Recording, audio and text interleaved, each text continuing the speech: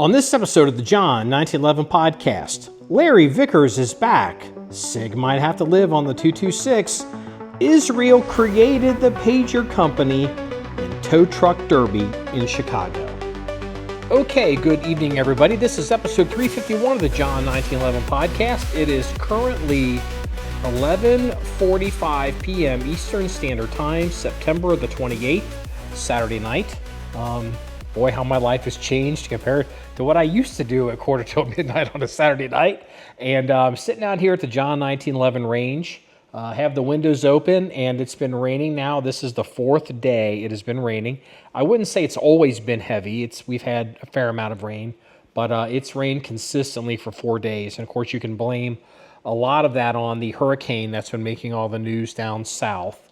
We're still planning on probably getting a lot of rain coming up here in the next couple of days because the stuff really hasn't the heavy stuff hasn't gotten up here yet. But I've been hearing grumblings of, some possibly bad things happening in Tennessee and bad things happening in North Carolina. So pretty soon it'll probably already is hitting, my ancestral home in rural Virginia and southern West Virginia. So a lot of people don't understand.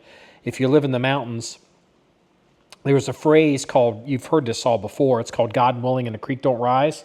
That phrase exists because you have to realize, and I'm kind of being facetious when I say this, if you were rich, you lived up on the mountain, but most people live down between the mountains. And so any type of precipitation would go to the bottoms. There's always a creek at the bottom of these areas between the mountains. And if you get a bunch of rain, that gets dropped over a large area, the mountains funnel it down into the bottoms, and very quickly the creeks can rise. And so that's why you see a lot of flooding in mountain areas. So I don't think that's quite obvious to people that, say like live out west. So, that's not true. I mean, if you're in, the Rocky Mountains or Colorado, I take some of that back, but you know what I'm saying. So, but we've had a fair amount of rain here. I've actually been, I'll tell you what was it yesterday? We had 60-mile-an-hour winds out here at the John1911 range. We were in Ohio, and I'm in the metal barn, and I was starting to wonder. It's like, like you hear noises, and you're like, is that metal peeling off the barn? Everything's fine. It's 6-inch walls. The Amish, they did a good job. So. We didn't even lose power here, which I couldn't believe. We don't even have backup generators out here. My rationale for putting off the generator for the range is I'm trying to, extend out the pain financially. And so I'm like, well, I'll wait until we actually have a power outage that affects us before I pay to have a generator put. So, I thought for sure that yesterday was going to be the day, but no, Lord willing, we did not lose power to John1911 range. Unfortunately, over 100,000 people in the greater Cincinnati area did lose power, and some of them are going on now probably in the 36 hours without power, possibly longer. So, that, which kind of sucks for them. And, I've been there too. So, but there's been a fair amount of weather that's hit us. Not that it would be of concern compared to what's been going on down in Florida or what's going down in the Carolinas. But, it has affected us somewhat. It's been so wet. I have not been to the back of the property to check the rifle range. I mean, I can look down and see the rifle range. I really haven't looked over the berm because it's so wet. I didn't want to trudge over the berm, but all the trails and everything we have back there, I would fully expect that I'm going to have to be hooking that grapple back up to the tractor and back there with a chainsaw and a grapple, picking up trees and clearing trails. So hopefully not too much, but it's a lot of work. It gets a little tedious, but the good news is if you stay positive about it, you say to yourself, well, if we get these winds or these kinds of storms, it kind of knocks over the dead stuff and keeps things fresh. and we've had enough weather around here that I shouldn't have like an overwhelming amount of trees to clean up or deal with. Like one time I had like 30 trees I had to get across trails, and I did that before we had the tractor. So I'm pretty sure that we won't be facing that again. But, prayers to people down there in the Carolinas, obviously people down there in Florida. We're getting reports. We have people that we know and people that we care about in Florida, and some of the things that we're hearing it's pretty rough. I would assume that hurricane being off the west coast of before it hit up in the I guess the crook or the corner, it just was far enough off of the coast of the pistol grip of Florida that the upper right-hand corner is where all the storm surge is. And so it basically storm surged all that stuff up the coast. So that probably, again, I'm not a hurricane expert by any means, but that probably explains why, you see a lot of damage much farther south than where it actually made landfall.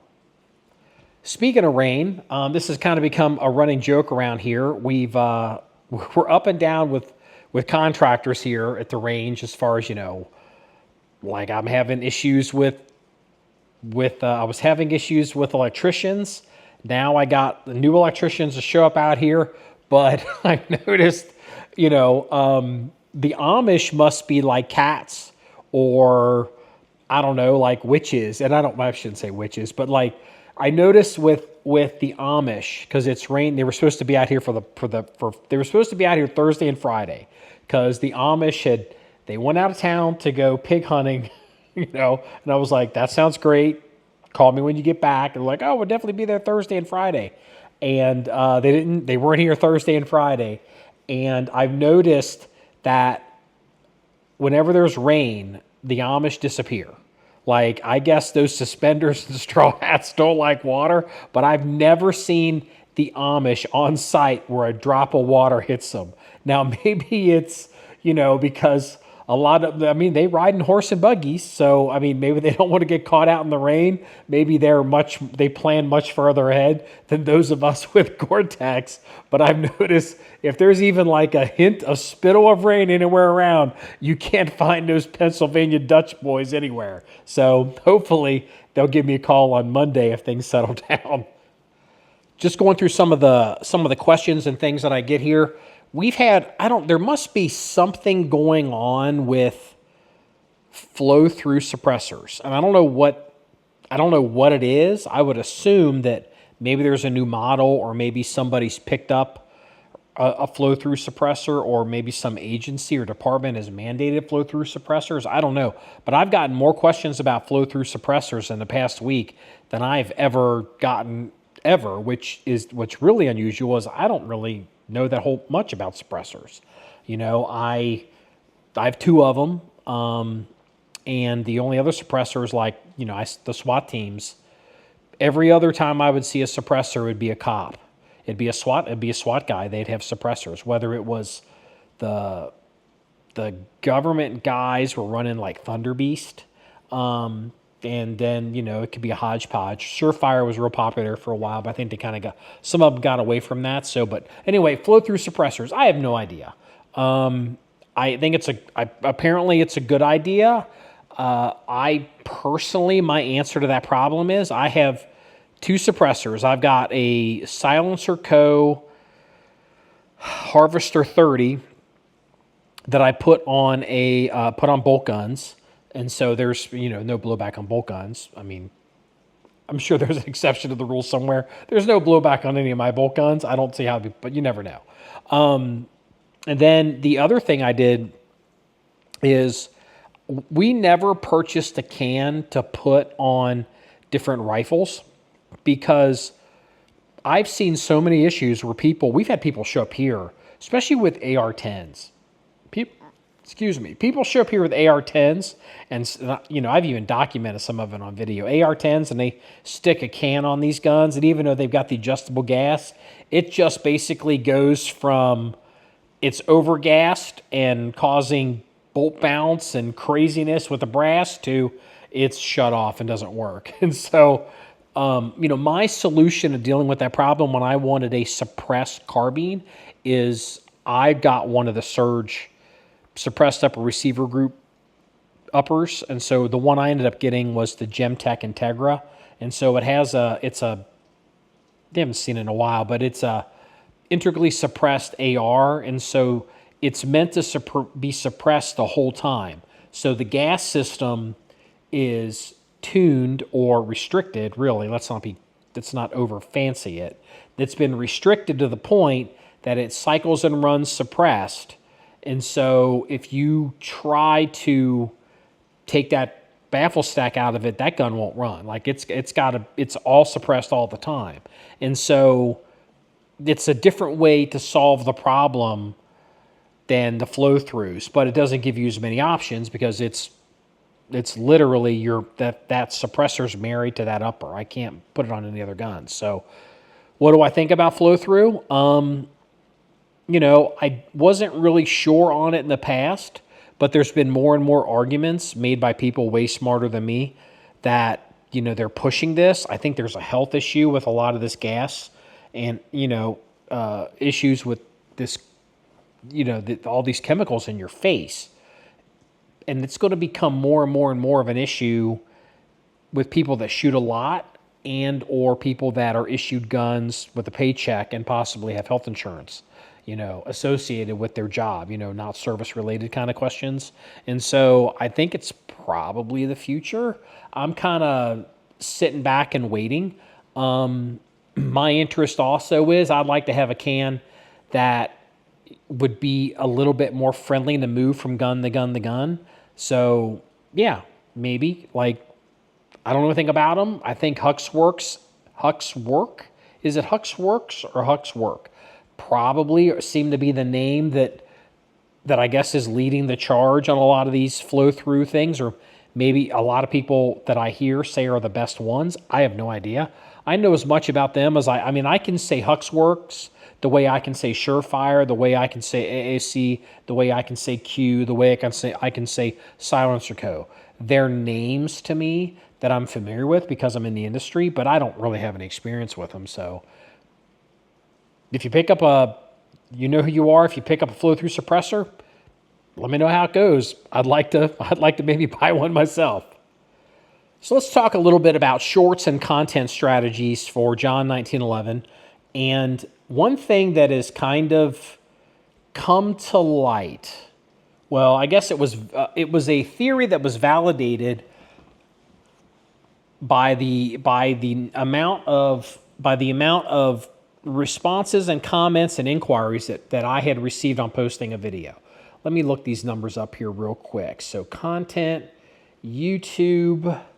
So I published a short talking about the red training Glock pistols, just one in particular. And the short video that we published has 119,000 views, which for us is like viral. I mean, that's crazy. It has 6,000 upvotes and 223 comments. We probably don't get 223 comments across 100 videos. So it's like, well, what's going on here? Well, you go into it, and of course it's a short. All these new people coming in. It's a lot of kids. A lot of people that really, they like guns. They consider themselves as gun guys, but they're not really sophisticated or like accomplished gun users, which is fine. That's why we publish the shorts. It brings in fresh blood. And I had made the comment in the video that these guns are for training only, and you shouldn't really inquire about making them live fire. And I would venture to guess that 90% of the comments of the 223, I swear it's not a coincidence, it's 223 right now, of the 223 comments, 90%, 95% of them are either, so can I make it fire? Glock sucks.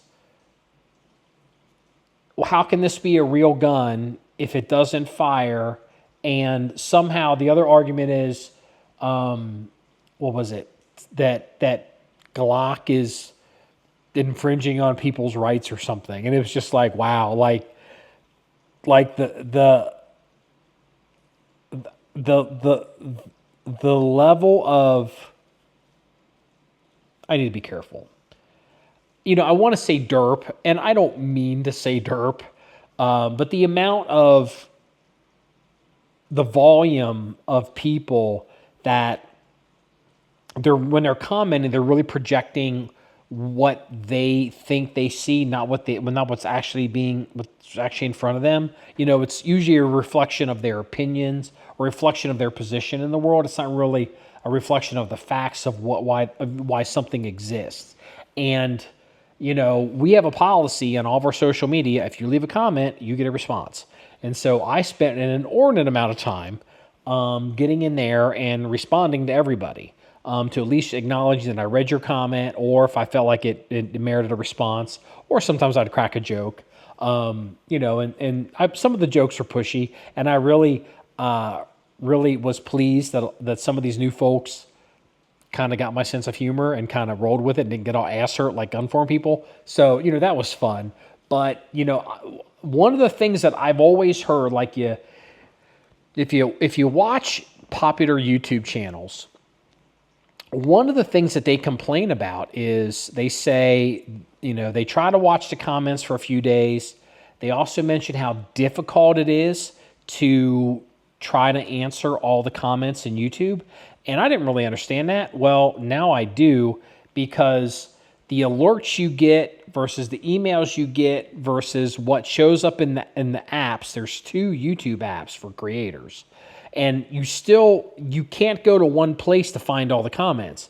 You clear them all in an app, and then you go to the emails, and then you get these comments. You're like, well, shit, I didn't see that comment in the app. So then you open them up and you answer them, and then you get it's crazy. And so I can really see it was a real learning experience for me to pretend to have like a popular YouTube channel for like a few days, to where it was hard to manage all the comments. So thank you for the opportunity. Probably will not be doing that again. Okay, industry news. Couple things here. I saw this on Facebook, and then I even saw something on YouTube, and I'm sure many of you have seen it as well. Larry Vickers, I noticed about 2 weeks ago, Larry Vickers started using his social media again. Those of you that are not familiar may have forgotten Larry Vickers, well-known firearms personality, former member of Delta Force. I think he's okay saying Delta Force. 1911 guy, whatever, had gotten into some trouble with some NFA issues involving dealer samples and whatever. And I know the case has been, I don't know the status of the case. So I have to defer to Kraken to see what's up with that. He's actually out of town on a fishing trip. But the debate is, the cops raided his house. They took away all these guns. We don't know if he's a convicted felon. We don't know if he's allowed to have guns anymore, even allowed to touch guns anymore. We don't know the terms of how this was adjudicated, if it was pled down, if he cooperated. We just don't know. And that's been the $1 million question for people that are fans of Larry Vickers. And I think most people, it would be fair to say, are fans of Larry Vickers. Even if you don't like Larry Vickers, you just hate watching him anyway, which is still watching him, which is fine. But he has popped up with Panteo Productions, and Panteo's been in the firearm space for a while. I would say they have average reputation, and so he announced that he's Larry Vickers and TAC TV or LAV Tactical or whatever his DBA is doing business with Panteo. And they're going to be putting all of his content on Panteo. And maybe he was going to be pulling it off of YouTube or doing... It wasn't clear to me what was going on there. It also wasn't entirely clear to me... what the relationship was going to be. However, he did say that he was going to be making new content in conjunction with Panteo. And so the question is he just going to recycle old content on the Panteo? Look, if there's a video of him shooting a gun 10 years ago and he's now under disability and he can't own or touch or operate a firearm, that video's fine. So, well, maybe he can, either he's able to touch and make firearms content again, or maybe someone else shoots videos and then he reacts to them or instructs them, doesn't touch the gun. But even then, it's like, is he really allowed to be around? So maybe he would do like a reaction video. So like maybe they film stuff and then he's in a studio and makes comments, and then they're out on the range and then they do something and he's in a studio and makes comments. It's really interesting what could potentially be the case, but also sounds like a giant pain in the ass. And so are they going to try to get creative, find a way forward for Larry to make content and somehow stay in the game?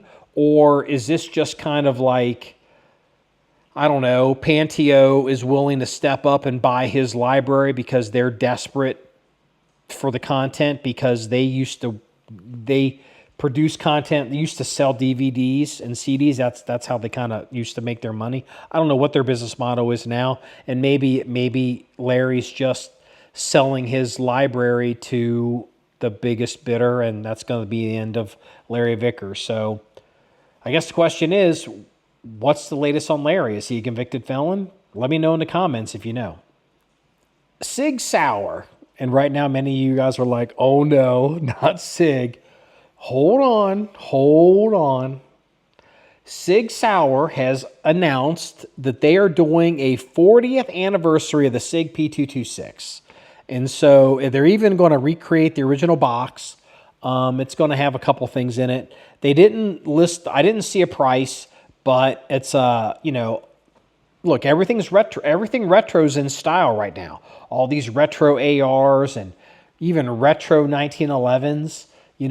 Companies are repopping guns from the, they're repopping guns from World War I, World War II. They're repopping old, custom guns from the 80s. Some of that stuff's becoming more popular or more valuable. So it's like, well, why wouldn't SIG want to get involved in some of that? They had some popular guns 40 years ago. And so they're coming out the 226. Would we pick one up?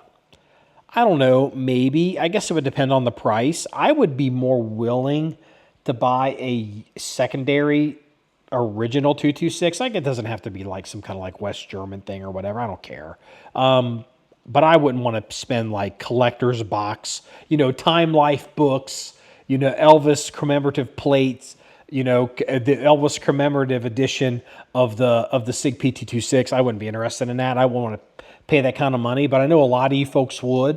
I guess does SIG still make, what's that, like that Mark 25, the Navy SEAL variant they had done? So I don't know. It's like, now I think about it, I just remembered, I mean, they've been making the 226. They've been making the other ones. So I don't know. Maybe it's too much cannibalization of the market. Maybe there's not enough out there for SIG to do it. But if you always wanted a chance, get a brand new factory SIG P226 with original box and papers to make it look like a gun from the 80s, here's your chance. But we both know, since if you're the kind of guy that would buy that kind of gun, you're a SIG nerd, and you're going to be one of these dudes. If it's not West Germany or whatever other stuff, you're not going to be interested in it. But now you know. And you thought I was done talking about SIG. There's a story out of Marble Falls, South Dakota. A school resource officer was at I believe at a football game, and was injured when his holstered P320 suffered what is being described as an uncommanded discharge, and injured him in the leg. And I believe he was even helped by students that helped him maybe put a tourniquet or rendered first aid somehow. But he was it was kind of the way it was written, but you got to watch, reporters because they like to sensationalize everything. He could have just been nicked, but I don't know. I mean, I think he was evacuated. Well, I mean, he would be evacuated anyway, but how do I say this without sounding like I want the guy to be hurt? I don't want the guy to be hurt.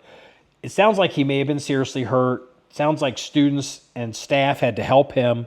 And, after all the smoke cleared, questions were asked, questions were answered. People start looking around on the internet, and, somebody tells somebody.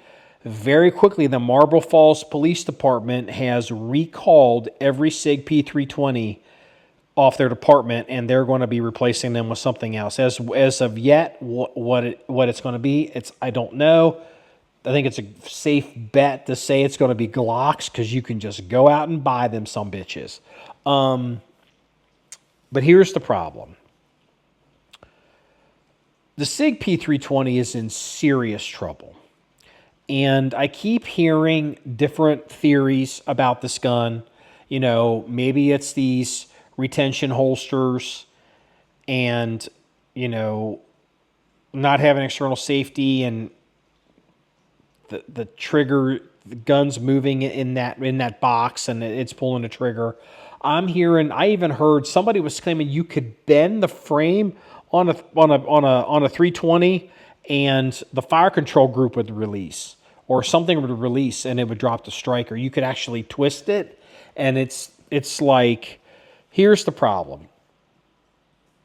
People can have opinions. People in the military are never happy. Gun guys are never happy. Let's just back it up. Let me give you an example, okay? I am certain that there were probably, the old core guys who had 1903 Springfields that thought the M1 Grand was complete shit. They were like, it was heavy and all this crap. It was like, this thing is stupid. Like, I'm sure that's what they said. And then you had, with the M14, I'm sure there were people that weren't happy with the M14. And then there were people that weren't happy with the M16. And then there's people that weren't happy with, the M4. And then they weren't happy with the 1911. So they weren't happy with the 92. And so, it goes with the territory that this kind of group is very tribal and they complain. But I promise you, if it gets out among school districts and superintendents and attorneys and school boards and PTA presidents and soccer moms, that this gun can go off, they're not going to care if it's a holster thing or it's whatever thing. They want the cops to show up and protect little Johnny. And if this gun's going to accidentally, uncommanded discharge and go off in a school around kids, this gun is fucking done. Because what'll happen is, it won't matter what I say. It won't matter what your favorite Navy SEAL says. It won't matter what your police chief says. If the school districts and the customers start pointing at that gun and go, get that the fuck out of here, that gun is dead meat. This is as bad as it's ever been. The logic always holds, rightly or wrongly. In many ways, this is the refuge of the scoundrel. Do it for the children. We got to do it for the children. The wrong person hears about these 320 guns popping off, and now they're popping off. It's in school resource officer, retention holsters. They're going to do it for the children, buddy.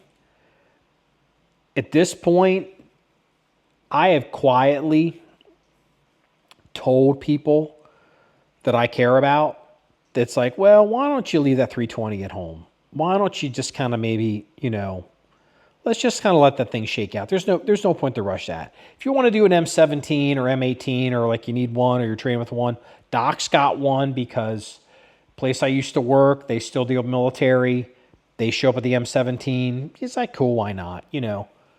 I'm hearing stories now of the M17s, of the M17s, not uncommanded discharge, but where they fire out a battery. I wasn't aware of the military M17s just firing out a battery. And now the 320s, the ones without the safety, the civilian ones, I mean, they're non-commanded discharging it in schools, rightly or wrongly. This is going to turn into a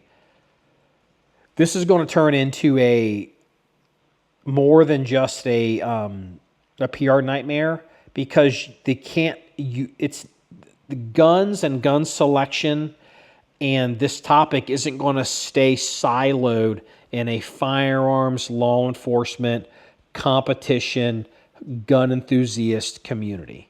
It's going to be on Facebook. It's going to be on the Nextdoor app. It's going to be at the PTA meetings. And it's going to start, the word is going to get out among the people that count. And it's the customer, the taxpayer. We are at this point actively not recommending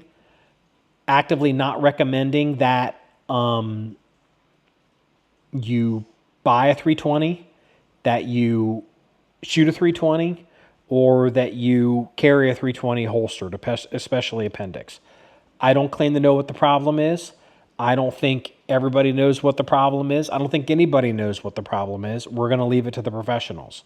But I don't know with all the firearms you could possibly choose and all the options you have to carry, whether you're a law enforcement agency or a school resource officer or a competitive shooter or a firearms enthusiast, at this point, the chorus is now turning into a screaming mob. And at what point, if you get hurt or you hurt somebody else and some lawyer drags you into court and says, you don't get on the gun forums, you don't get on this, you don't get on that, you didn't hear about this, you didn't hear about that, why not? Everyone else has. You could be liable. At what point does a reasonable man no longer carry a gun after he's heard about 10, 15, 20, 25 accidents with this gun that people can't explain? And it even gets worse. Now I'm starting to hear reports of SIG P365s firing out of battery. Not uncommanded discharges, but firing out of battery. This holds. Maybe there's a reason. Maybe there's more reasons than what we think that SIG has released the 40th anniversary of the P226. I'm just saying. Anyway, enough of that nonsense. Fun fact, while I was talking about this, the SIG P320, I've got the windows open here. I'm sitting here at the range. I'm in the barn. And you might be able to hear crickets and stuff. It's slightly raining, but, it's cool, so I don't have the air conditioner on. I got the windows out. And a deer has come up behind me and started snorting at me through the window because they're not used to people out here. And I guess he didn't like me doing a podcast on my property. It's like, all the animals out here don't seem to want to acknowledge who the owner is. So I don't know if you guys heard that on video. Maybe you did, but, I thought it was pretty interesting. If I can get the cameras up and running, maybe I could have posted a video of it. Okay, let's run down the list of stuff around the world. Isreal has done some pretty interesting stuff with Hezbollah. It turns out the word is with the beepers that Isreal did not modify the beepers. Isreal did not intercept the beepers. Apparently, Isreal surreptitiously manufactured the beepers. They set up a fake shell company, and they were the actual manufacturer. They were able to create a company that focused. They were able to get the contract to sell Hezbollah these pagers. That's how they got the pagers. There isn't really an explanation for the walkie-talkies yet, but I wouldn't be surprised if it's something similar. I've heard rumors that supposedly even some of the solar panels in Lebanon were blowing up. I don't know if that's true. I haven't been able to confirm that, but it's often repeated. But I thought that was pretty interesting. Apparently, also Israel did they ran the rabbit on Nasrallah, the leader of Hezbollah, for 30 years. So they apparently what it is. Nasrallah came out, the leader, and basically said, stop using phones. The Israelis are in everybody's phone. They can do all the stuff with the phone. Stop using phones. So they issued pagers. And then, Israel may have even been listening to people with these pagers, tracking people with pagers, like with GPS. Who knows what they were able to do? So then all the pagers blew up. And so then they got all nervous about the pagers. And then the walkie-talkies blew up. And now they're nervous about all the electronics in southern Lebanon and Lebanon. So then the leader of Hezbollah, basically, they can't use cell phones, they can't use pagers, they can't use walkie-talkies. So everything's written down and they're corresponding back and forth, and everything's very slow. So Netanyahu flies to go to the UN. He's in New York with a lot of the world leaders, and the Israeli government was monitoring the activities of what was going on with Hezbollah. Apparently, Israel had detected or figured out where the underground headquarters of Hezbollah was. They detected that a bunch of these leaders had gone to this location, had congregated so they could talk, because they knew Bibi was out of town. Israel was watching. Bibi remotely gave the order while he's in New York, and they dropped bombs and decapitated the whole organization. So Hezbollah is struggling right now, and it couldn't have happened to a nicer bunch of motherfuckers. 1982 Marine Corps barracks assholes. But anyway, something kind of funny that popped up. It's just because I want to talk about that. I want to talk about the name that they did. So, signals intelligence is a big deal in modern warfare, right? I mean, just look what we just talked about with beepers and cell phones and walkie-talkies and listening and spying and GPS and whatever, right? So, one of the issues out at sea or in modern warfare is sending out signals that people can detect to either listen to you, or maybe even if they can't understand what you're saying, they can detect the activity, like you're bursting a lot of traffic and, there's a lot of talking back and forth. They're really active. Something's going on. Or you can even use it to locate people. I'm telling you that story to tell you this story, because one of the things you want to be able to do in a vast ocean of warships, you have to be able to find the ship before you can kill the ship. Well, there's one of these littoral combat ships, a senior, basically the chief of the boat, it's a woman, and she decides with some of the other senior non-commissioned officers on this boat that they wanted to watch movies in basically the chief's mess, and they set up a Starlink satellite on this boat, and which broadcasts two ways, mind you. Didn't tell anybody, didn't tell the captain, didn't tell anybody. And they get to watch movies and do whatever in their chief's mess. And then one of them decides, man, it would be nice if we could, do something with the internet and their phones or devices while they're moving about the ship.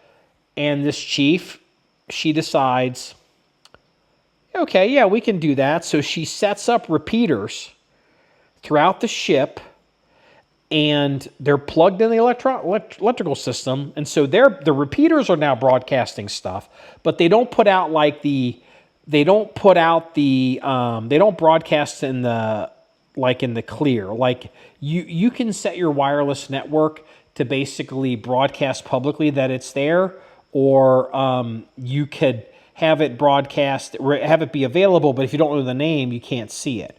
So they put up they had this network through the ship that only the chiefs had, the NCOs had access to or knowledge of, and eventually somebody talks and somebody rats somebody.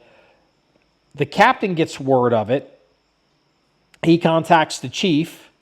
She comes up. She denies any of the stuff, and apparently he had even found out what the name of it was, and it's called Stinky. Stinky.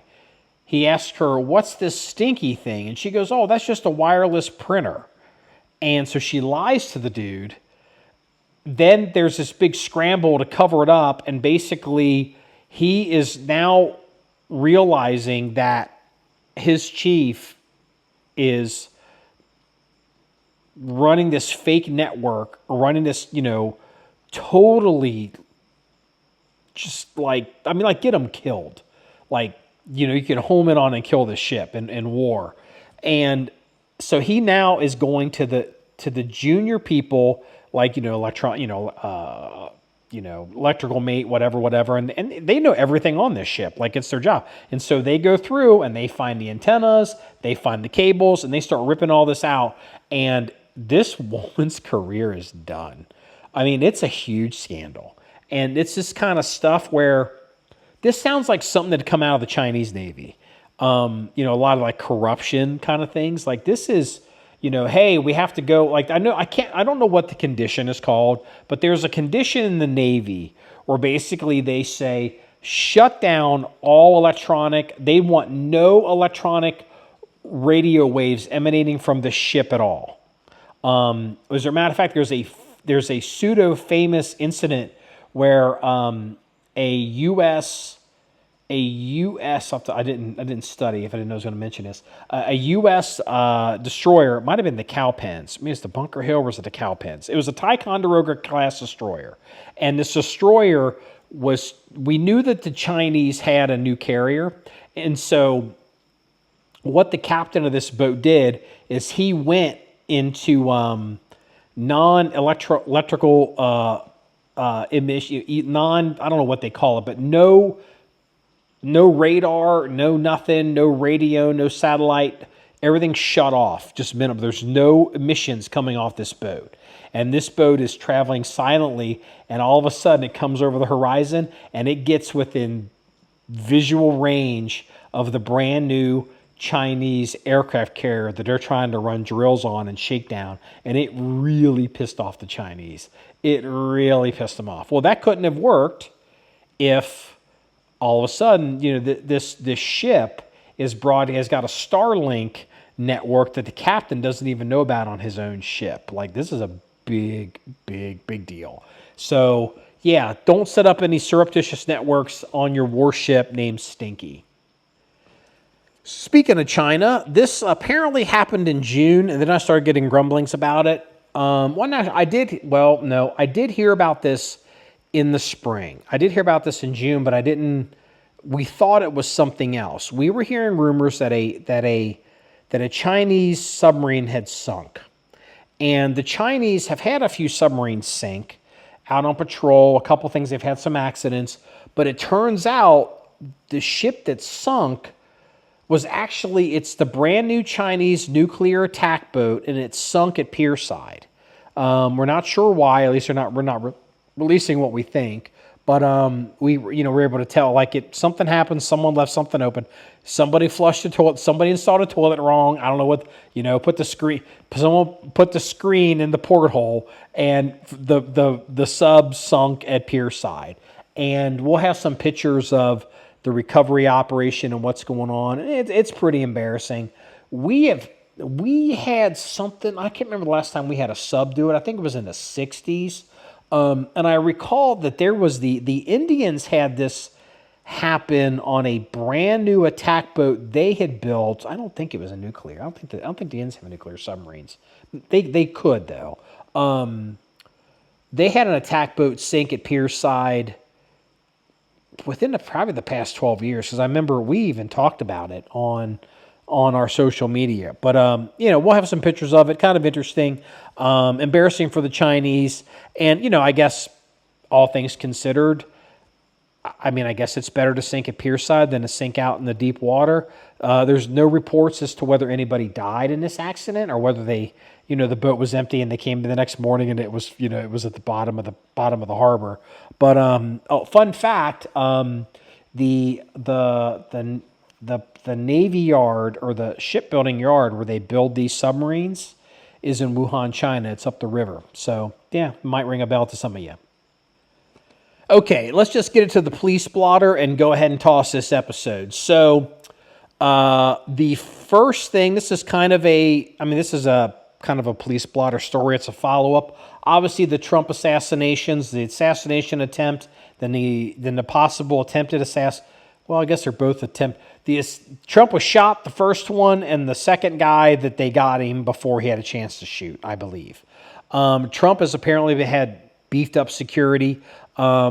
He was at the Alabama-Georgia football game today, and it had bulletproof glass. He's got a lot of security. And so, it looks like that they're taking that seriously this time, but, we'll hopefully pray for Donald Trump that he makes it to November or makes it to January. Second thing off the police blotter, this is a local story, Independence, Kentucky, basically a suburb of Cincinnati. Man gets 30 years for murder over a Facebook dispute. Give me a second here to find this.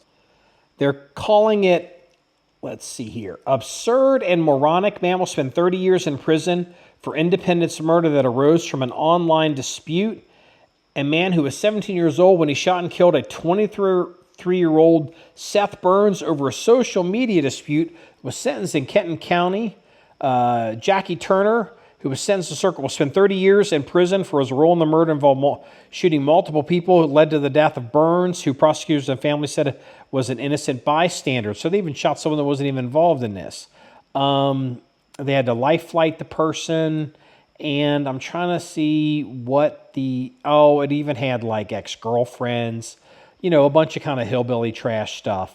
So yeah, good rule of thumb, I would not try to say anything online that you wouldn't actually say to somebody's face. I know that it's tempting to say things that you probably wouldn't say to somebody. I've relived a lot of this with the red Glock comment section on YouTube lately. But, I think it's a good habit to get into. It's kind of to be more deliberate with your speech. Don't say things you wouldn't say to somebody's face. But also it means you develop the ability to be a little bit more forthright and firm in your convictions on what you do say, and it tends to carry more weight. Okay, now the final thing from the police blotter, and this one is fantastic. This is from Chicago. Let's see here. Tow trucks fight, smashing each other in feud over crash scene. So the short version is there's a crash. Tow truck wreckers are called, clear the road. These guys are competing, and they show up. It's like, no, it's my accident scene. No, it's my accident scene. These fools are literally chasing each other, I'm not talking people. I'm talking in the tow trucks, smashing into each other. It looks like a giant road rage incident. 3 tow trucks showed up at the scene of an accident in Chicago Thursday, and a demolition derby ensued. It happened on Cicero Avenue and Marquette Road around noon. Police were at the crash scene involving 2 cars. The cops were there. Cell phone video of the incident shows a white tow truck approaching. It gets hit from behind by a red tow truck. It's like dun, dun, dun. Then another red tow truck approaches and it rams the first red truck. So, 2 get into it. The third one's like, you can't touch my buddy. So this all appears intentional, you think. There are different videos of the incident going around on social media. In one, a police officer is seen running for safety just before the second crash occurred. This appears to show that competition for tows can get pretty heated. Police are calling them unknown tow trucks. All 3 took off and were not pursued. No injuries were reported, and no one is in custody at this time. Yep. Stay classy, Chicago. Well, this wraps up episode 351 of the John 1911 Podcast. If you want to see any more stories or pictures or links of the tow truck derby on the website, please go to john1911.com. That's JOHN1911.com. Remember, it's all about shooting guns and having fun. Everybody, have a good night.